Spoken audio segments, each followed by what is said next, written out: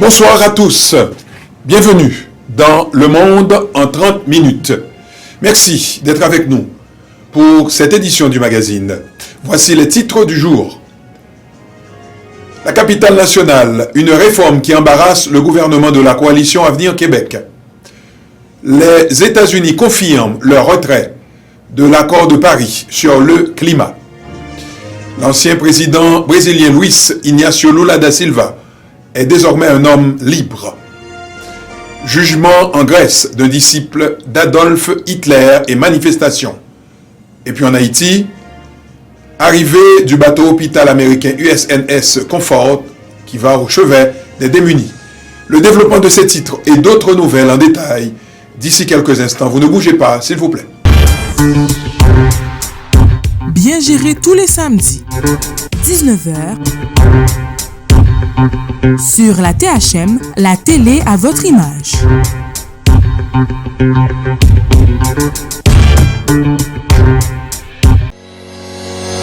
Mesdames, Messieurs, voici Télescopie, une émission dédiée à l'invité pour explorer son parcours, revisiter son cheminement, aiguiser notre curiosité. Télescopie, une rencontre à cœur ouvert en deux parties pour mieux découvrir et apprendre à connaître davantage un artiste, un professionnel, un homme ou une femme d'affaires. Télescopie, une observation en temps réel de l'invité sur la THM, votre chaîne, où vous voulez, quand vous voulez, la télé à votre image.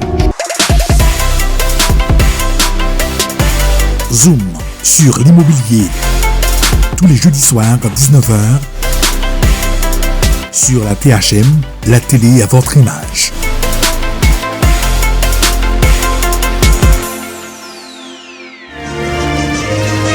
Mesdames, Messieurs, chers amis téléspectateurs, avant d'aller au développement des titres que nous vous avons présentés il y a quelques instants, nous accueillons, comme d'habitude, notre collaboratrice Linda Chéry. Bonsoir Linda. Bonsoir Pierre-Michel. Ça va bien? Ça va très bien.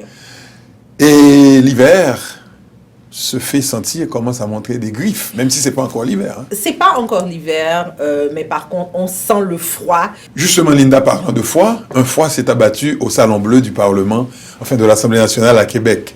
On pourrait même qualifier ça de tourbillon. C'est que on sait déjà que le ministre Jolin Barrette était responsable de remanier un petit peu la loi sur l'immigration. Il y a quelques mois, ils ont mis un petit peu de côté les dossiers des étudiants étrangers, donc ceux qui ont étudié ici au Québec et qui ont une sorte de passe-droit prioritaire à cause de leur expérience québécoise et tout ça. Donc, on savait qu'il allait avoir un remaniement dans ce programme, mais on ne s'attendait pas du tout à ça. On va écouter un petit peu M. Barrette en train d'expliquer. Monsieur le Président, je suis extrêmement sensible à la réalité des personnes qui sont avec nous aujourd'hui. Monsieur le Président, ce qu'il faut dire, et on va renseigner le député Nelly en même temps, dans le cadre du programme Expérience québécoise, volet diplômé, il y a plus de 218 formations qui sont en demande. Dans l'éventualité où quelqu'un n'étudie pas dans un domaine d'études qui est une formation en demande, cette personne, à partir du moment où elle est diplômée, elle bénéficie d'un permis de travail post-diplôme de la durée de sa formation. Par la suite, Monsieur le Président, si elle occupe un emploi qui est sur la liste des emplois en déficit, elle pourra appliquer dans le cadre du programme d'expérience québécoise volet travailleurs. Et parallèlement à ça, Monsieur le Président, elle peut appliquer dans le programme régulier des travailleurs qualifiés. Donc Linda, 218 programmes, c'est de ça que M. Barrette a parlé. Oui, c'est ça. Donc, alors, on entend 218, c'est un gros chiffre quand même. On a l'impression qu'il y aurait beaucoup de choix pour ces étudiants. Donc, mais ce n'était pas tout à fait ça. L'ironie de ces 218 programmes, c'est qu'il y a certains de ces programmes qui ne sont, pas offerts aux étudiants étrangers, parce qu'il y a certains programmes contingentés qu'on ne peut pas appliquer si on est un étudiant étranger. Et de deux, certains de ces programmes n'existent même plus. Donc, on parle de ce fameux bac de sciences ménagères, entre autres, qui est un programme qui a été éliminé, ça fait des années, et qui était seulement offert à l'Université Laval et l'Université de Sherbrooke. Donc, c'est un programme qui n'existe plus. Un programme en modelage qui a été officiellement éliminé l'année dernière par le ministère de l'Éducation du Québec. Donc, on a l'impression, et ça a été dit à la Chambre des députés, qu'il y avait beaucoup d'improvisation dans la décision qui a été prise. Donc, c'est l'avenir qui nous dira... Bon, l'avenir a déjà parlé, parce que Ça fait à peu près 5 jours que tout a commencé. Donc, dès le départ, les députés se sont soulevés. On a eu plusieurs réactions de l'opposition, bien sûr, mais on avait... L'opposition groupée. Hein. Oh, une opposition groupée. On a comme l'impression que même du côté de la CAQ, il y a eu beaucoup de surprises. C'est vrai qu'il faut se rallier sous la bannière commune, mais en même temps, on était assez inconfortable parce que le problème majeur qu'il y avait dans tout ça, c'est le fait que cette nouvelle loi allait être appliquée rétroactivement à ceux qui étaient déjà au Québec. Et ça n'a pas été... Ça n'a pas été digéré par personne. Député Néligan. Monsieur le Président, c'est honteux. Des travailleurs, des étudiants, les victimes du règlement du ministre de l'Immigration sont là, sont dans nos tribunes, sont ruinés, exténués. Monsieur le Président, il y a l'économie, puis il y a l'être humain, Monsieur le Président. Il y a les deux. Il y a les deux. Et ce que j'entends, c'est que le ministre de l'Immigration ne va pas aller rencontrer les personnes qui ici. Et j'aimerais rappeler au premier ministre que les personnes qui sont dans les tribunes ont des emplois aujourd'hui. Pas demain, pas après-demain, aujourd'hui. Ils sont employés. Alors, je me tourne vers le ministre de l'Économie et je lui demande, est-ce que lui accepte d'aller rencontrer ne serait-ce qu'une seule des personnes qui sont ici dans les électorales, une seule, pour vraiment comprendre ce qui se passe sur le terrain? Monsieur le Président, je comprends que le ministre a des lignes de presse, on en a tous, là, mais il nous dit qu'il y a des besoins dans l'économie. Les gens qui sont ici, ils sont déjà dans l'économie. Ils ont des emplois, ils travaillent déjà dans plusieurs domaines de notre économie. Donc, le ministre nous parle de besoins futurs. On lui parle de gens qui sont ici, qui créent de la richesse pour le Québec et qui contribuent de plein d'autres manières à la société québécoise. Pourquoi il veut les sortir du Québec? Écoutez, je reviens tout simplement pas. Ces personnes sont ici, ils travaillent, ils payent des taxes et on va les envoyer chez eux. Ils sont intégrés, ils parlent français et d'autres langues aussi. Ils sont chez eux, ils sont chez nous. Pourquoi est-ce qu'on va se priver de ces talents-là? Pourquoi, monsieur le ministre? Un peu d'humanité, s'il vous plaît. En conclusion, Linda, sur ce dossier. Bon, alors le gouvernement a été forcé de reculer. Ni le premier ministre ni le leader n'ont été capables de regarder dans les yeux les victimes de leurs décisions. Ce matin, devant une crise médiatique d'ampleur, le gouvernement a été forcé de reculer partiellement sur cette honteuse réforme de l'immigration. C'est malheureusement une opération politique pour sauver la face. Ainsi, certaines des personnes qualifiées qui vont à l'école en français, qui travaillent déjà ici depuis plusieurs années et qui ont choisi le Québec pourront rester au Québec. Le rôle du premier ministre, c'est de tenir la parole du Québec, pas d'entacher sa réputation. Monsieur le Président, dans la confusion totale, on essaie ce matin de remettre la pâte à dents dans le tube. Comment ça se fait que le premier ministre n'a pas réalisé avant ce matin l'impact dévastateur de cette réforme brouillonne? Selon Paul Journet ce matin dans la presse, c'était un manque d'humanité et un dangereux précédent. Et aussi une démonstration qu'avec la CAQ, le Québec peut modifier des contrats brutalement et sans préavis. Le gouvernement a commencé à reculer. Est-ce que le premier ministre peut finalement avouer que c'est de l'improvisation et que c'est l'ensemble de sa réforme qu'il doit reviser?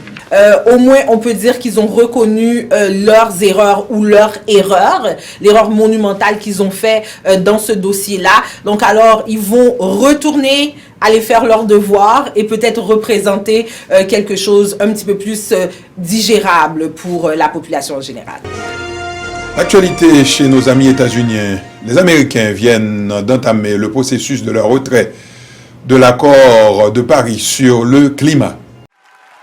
Ce n'est qu'une formalité, mais elle a valeur de symbole. Les États-Unis viennent de formellement notifier les Nations Unies de leur retrait de l'accord de Paris sur le climat. Une formalité donc, car la décision n'est pas nouvelle. Donald Trump l'avait annoncé en juin 2017, quelques mois seulement après sa prise de fonction à la Maison-Blanche. Alors s'il a fallu attendre ce 4 novembre 2019, c'est parce que Washington se devait de respecter une clause inscrite dans le texte de l'accord paraphé par son prédécesseur. Cette notification officielle ne scelle d'ailleurs pas l'épilogue de cette histoire. Certes, on est encore loin d'un scénario à rallonge à la Brexit. Il n'empêche que la sortie de l'accord ne sera effective qu'1 an après la notification formelle. Autrement dit, le 4 novembre 2020, au lendemain de l'élection présidentielle américaine. L'actualité toujours aux États-Unis, les élections attendues comme un baromètre sur la popularité ou l'impopularité de Donald Trump vient de confirmer qu'il est de plus en plus impopulaire, Linda. De plus en plus impopulaire et j'ai comme l'impression que pour lui, ça a été un choc total. Plusieurs des candidats qu'il avait soutenus pour ces élections, on sait qu'aux États-Unis, on vote pour tout le monde et pour presque tout. Donc, que ce soit les nouvelles propositions, que ce soit pour la hausse des tarifs, les juges, les shérifs, etc. Oui, alors c'était ces élections-là qui ont eu lieu mardi dernier. Et malheureusement, les républicains sont sortis perdants de cet exercice. Et la grande surprise est venue du Kentucky, qui est un État très conservateur. Et le gouverneur de cet État, il a été battu, même si ce n'est pas une mince marge, mais quand même battu par un démocrate. Oui, battu par un démocrate, parce que comme tu l'as dit au début, c'est un petit peu le baromètre de qu'est-ce que 2020 va apporter. On est à un an des présidentielles. On est à un an des présidentielles. Donc, entre la procédure de destitution et ces élections, ça va pas bien pour les républicains en ce moment. Et on vient d'entendre aussi cette semaine qu'il semblerait que l'ancien maire de New York, M. Bloomberg, pense présenter aux élections, alors qu'il avait dit non au départ. Et maintenant, il veut se lancer aussi dans la course à l'investiture démocrate. Et ça reste à confirmer cependant. Il y a le Kentucky, mais il y a aussi la Virginie. Oui. Qui était aux mains des républicains. Donc, vous savez que chaque État a son congrès. C'est ça. Donc, le congrès de la Virginie a basculé dans le camp démocrate, les deux congrès, enfin, Sénat et Chambre des députés. C'est ça. Et on voudrait laisser nos téléspectateurs sur cette petite note, on peut dire assez cocasse. On ne sait pas si vous vous rappelez, il y a quelque temps, un petit peu après l'investiture de l'actuel président des États-Unis, il y a eu cette fameuse cycliste qui avait fait un doigt d'honneur au cortège présidentiel et elle avait été renvoyée de son employeur qui justement était un contracteur du gouvernement américain. Et cette dame s'est présentée aux élections au lieu d'aller chercher un autre emploi. Elle s'est présentée aux élections et elle a gagné. Le Premier ministre britannique avait à peine officialisé la dissolution du Parlement qu'il s'est jeté dans la bataille électorale en organisant son premier grand rassemblement à Birmingham, la deuxième ville du Royaume-Uni. Après la dissolution officielle du Parlement britannique, c'était le premier grand meeting de campagne pour Boris Johnson à Birmingham, seconde ville du Royaume-Uni acquise aux travaillistes. Devant quelques centaines de militants conquis par son discours pro-Brexit, le Premier ministre conservateur a une nouvelle fois raillé le Parlement en promettant le Brexit si les Tories remportent les élections. Nous avions un Parlement paralysé, bloqué, incapable de digérer, tel un anaconda qui a avalé un tapir, qui ne peut bouger ni dans un sens ni dans l'autre, si vous voyez ce que je veux dire. Ce Parlement refuse juste que le Brexit ait lieu. Mais ces 5 semaines de campagne auraient pu mieux commencer pour les conservateurs. Le ministre chargé du Pays de Galles, Alan Kearns, a dû démissionner, accusé d'avoir caché qu'il connaissait le rôle joué par un de ses collaborateurs pour faire s'effondrer l'accusation dans un procès pour viol. Un coup dur, et les travaillistes n'ont pas été épargnés non plus, même si Jeremy Corbyn ne s'est pas laissé déstabiliser par la perte du numéro 2 de son parti. Ensemble, nous pouvons faire quelque chose de spectaculaire. Nous pouvons transformer les espoirs des citoyens par l'inclusivité de notre campagne et notre détermination, afin que personne ne soit laissé pour compte. On ne sait pas encore quel impact aura la démission du vice-président des travaillistes Tom Watson, une figure populaire du parti, qui dit quitter le navire pour raisons personnelles. Conservateurs ou travaillistes, Tories ou Labour, le choix des électeurs britanniques peut aussi se porter sur les petits partis, comme les europhiles libéraux-démocrates de Joe Swinson ou le parti du Brexit de Nigel Farage. Les politologues ne cessent de conseiller la prudence dans les pronostics de ce scrutin du 12 décembre, tant l'électorat britannique est indécis.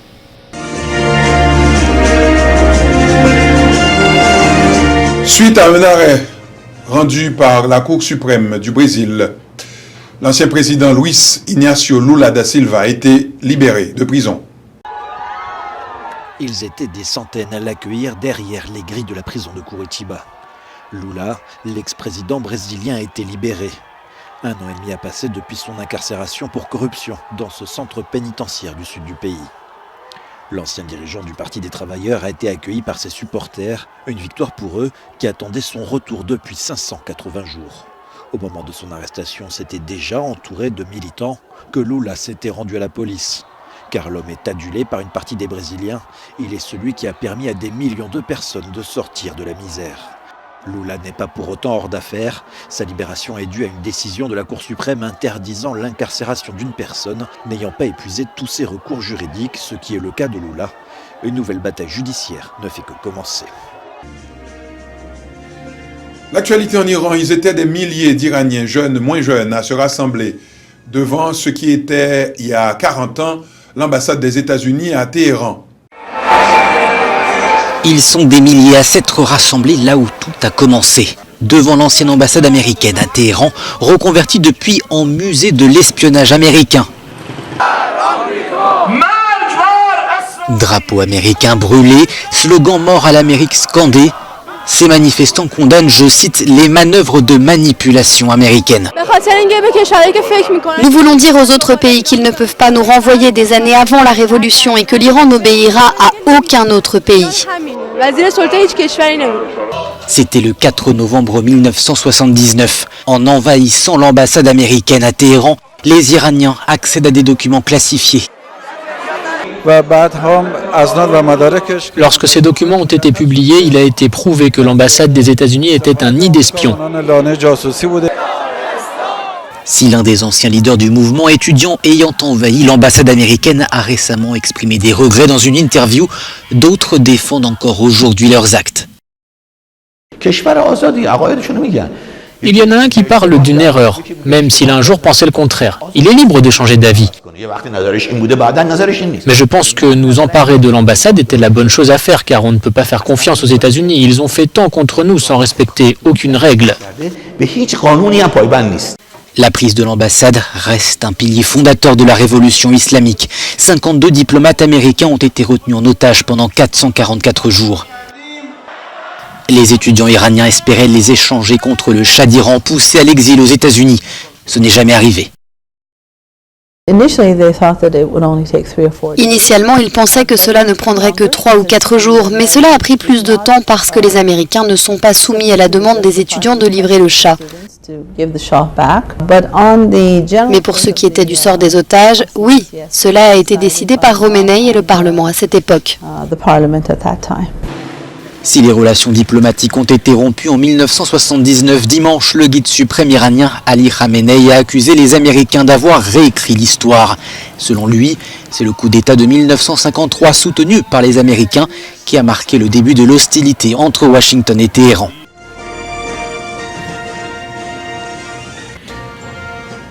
L'actualité en Grèce, Athènes, la capitale, a été le théâtre de manifestations antifascistes.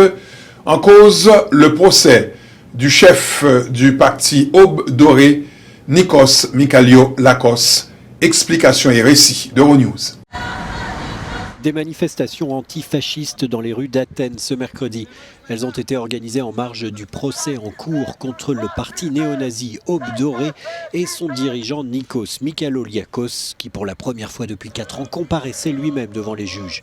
Admirateur d'Adolf Hitler, négationniste, il n'hésite jamais à faire le salut nazi en public, y compris en plein parlement grec, un salut qu'il qualifie de salut nationaliste grec.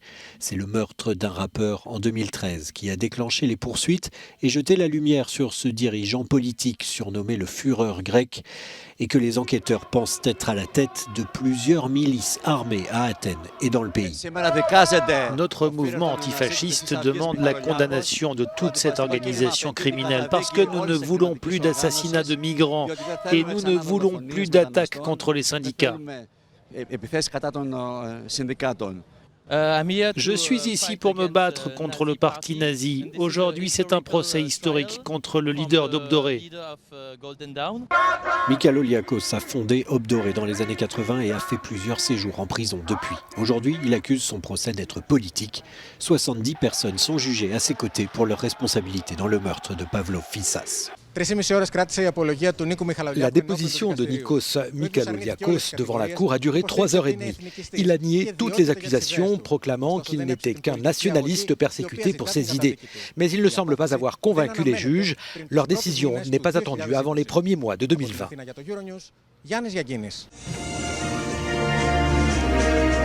L'actualité en Espagne, l'impasse politique et sociale est totale en Catalogne, cette région de l'Espagne qui veut à tout prix se séparer du gouvernement central.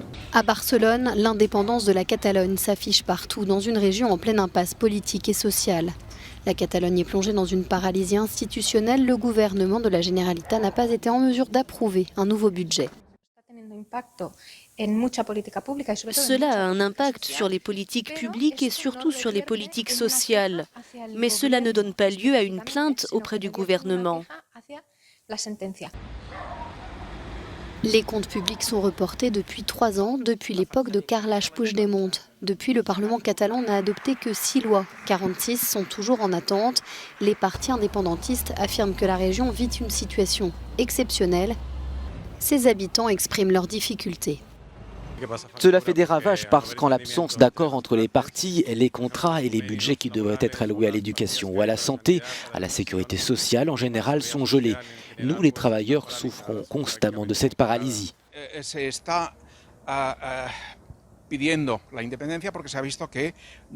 L'indépendance est exigée précisément parce qu'il a été constaté qu'il n'y avait pas d'option pour réaliser toute une série de réformes sociales qui ont été systématiquement entravées par le gouvernement central.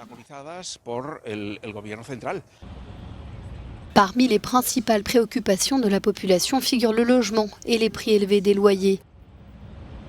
La Catalogne connaît un taux de pauvreté de 21%, une situation qui traîne en longueur depuis la crise et qui est devenue chronique. Les expulsions pour non-paiement de loyer sont de plus en plus fréquentes. Cette association vient en aide aux sans-abri, mais son budget n'est plus suffisant. Ce que nous faisons, c'est résoudre les situations d'urgence et l'administration met des correctifs pour sortir des situations d'urgence.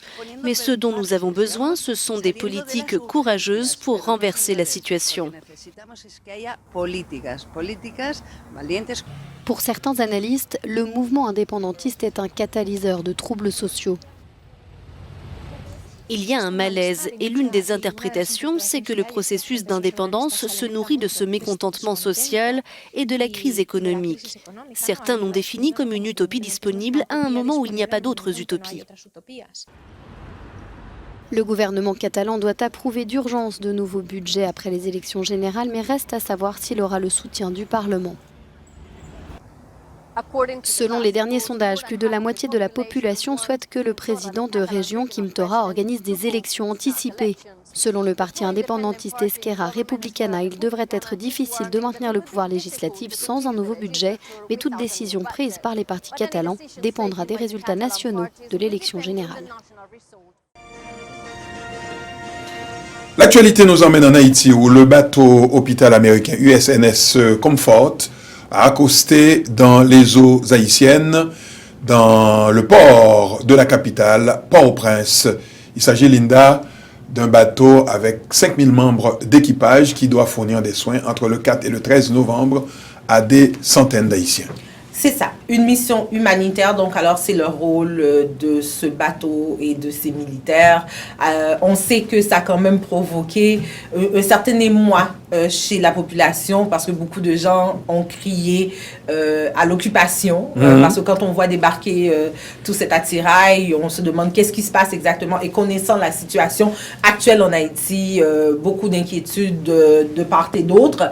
Et on peut dire que ça probablement eu un effet positif sur la situation actuelle, puisque aux dernières nouvelles, le mouvement des manifestations, des barricades interminables, tout cela a un petit peu pris une pause pour enfin permettre aux gens de vaquer à leurs occupations habituelles. La visite de ce bateau hôpital, c'est pas sa première visite, c'est dans l'ordre des choses, venu pour apporter des soins dans différents domaines médicaux. Oui.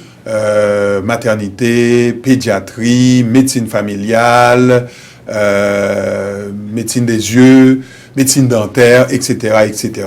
Donc ça va durer 13 jours de soins et 500 personnes seront reçues chaque jour d'un bout à l'autre du pays, justement dans cette base Amiral Kilik, je crois. C'est ça. La marine haïtienne à l'époque où elle existait. Voilà. Toujours en Haïti, Linda, je te pose une question, mais ce n'est pas, et je te garantis que ce n'est pas une colle. Combien tu penses que coûte à l'État un député haïtien? Je ne pourrais malheureusement pas mettre un chiffre là-dessus, mais j'imagine que ça doit coûter assez cher parce qu'on sait que lorsqu'on est membre d'un gouvernement, il y a des avantages qui viennent avec et souvent, de part et d'autre, les gens en profitent. Alors, c'est le chiffre, un chiffre pour faire rond, c'est 3 999 000, mais on va dire 4 millions de gourdes.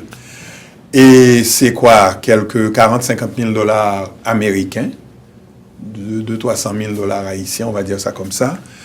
Et il y a des frais inimaginables, comme par exemple 700 000 gourdes en frais d'installation. Il y a par exemple 400 dollars américains comme per diem, lorsque le député voyage, lorsqu'il vient soit au Canada, aux États-Unis ou ailleurs dans le monde. 400 dollars de per diem par jour. Il y a aussi 15 000 gourdes pour l'essence. Hein, c'est pas moi. 50 000 gourdes chaque année pour l'entretien mécanique du véhicule, le 4x4, oui, qu'il utilise. Il y a 75 000 gourdes chaque année, Linda, pour remplacer les batteries et les pneus de son auto, de son véhicule. Il y a aussi, s'il préside une commission, par exemple, Linda est présidente de la commission anti-corruption, comme c'est dans l'air du temps, tu as 5 000 gourdes par mois en tant que présidente. Hein? Et 100 000 gourdes chaque année, Linda, pour la location de locaux de son bureau de circonscription. Et il y a aussi des frais qui vont de 500 000 gourdes pour le poisson de Pâques. Ça, j'ai trouvé ça assez rigolo. Mais c'est beaucoup de frais. Mais en temps normal, je ne crois pas que tous ces frais-là soient vraiment le problème. Parce que si on compare au pays où nous vivons, c'est pas grand-chose. Mais est-ce que ce pays, la taille du pays. Est-ce que ce pays est capable de supporter ce genre de dépenses? Et on croit que le vrai problème, ce serait plutôt au niveau de la gestion. Pourquoi le député est celui qui gère toutes ces dépenses et qu'il n'y a pas un État qui gère tout ça? Donc c'est là il n'y a pas d'imputabilité, c'est-à-dire est-ce que lorsqu'il reçoit, on va prendre un exemple, 500 000 gourdes chaque année pour la rentrée des classes, est-ce qu'il investit cet argent dans son... Et il faudrait savoir qu'est-ce que ça veut dire aussi pour la rentrée des classes. La rentrée des classes, c'est-à-dire c'est une somme qu'on donne aux députés, un budget, on appelle ça un budget que le député utilise à son gré. Un budget discrétionnaire. Discrétionnaire, voilà, c'est le mot, merci Linda. Et qu'il peut, je sais pas, donner à qui il veut, à qui il ne veut pas. Bon, peut-être qu'on devrait demander à un député d'avoir une petite entrevue avec nous pour nous expliquer un petit peu comment traduire tout ça. Bien géré tous les samedis, 19h, sur la THM, la télé à votre image.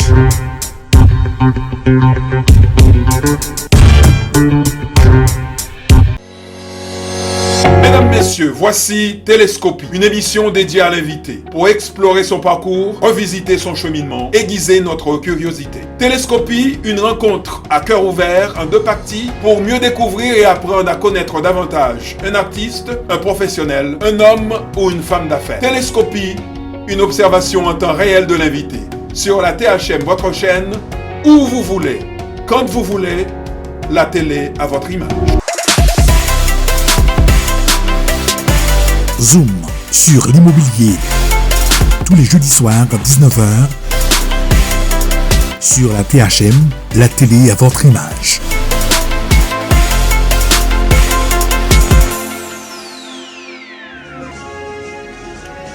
Le magazine s'achève. Voici un rappel des titres. Capitale nationale, une réforme qui embarrasse le gouvernement de la coalition Avenir Québec. Les États-Unis confirment leur retrait de l'accord de Paris sur le climat. L'ancien président brésilien Luiz Inácio Lula da Silva est désormais un homme libre. Un disciple d'Adolf Hitler est jugé en Grèce et manifestation. Et puis en Haïti, arrivée du bateau hôpital USNS Comfort au chevet des démunis. Merci d'avoir été là avec nous. Suivez la suite de nos programmes sur notre site et sur les réseaux sociaux. À bientôt.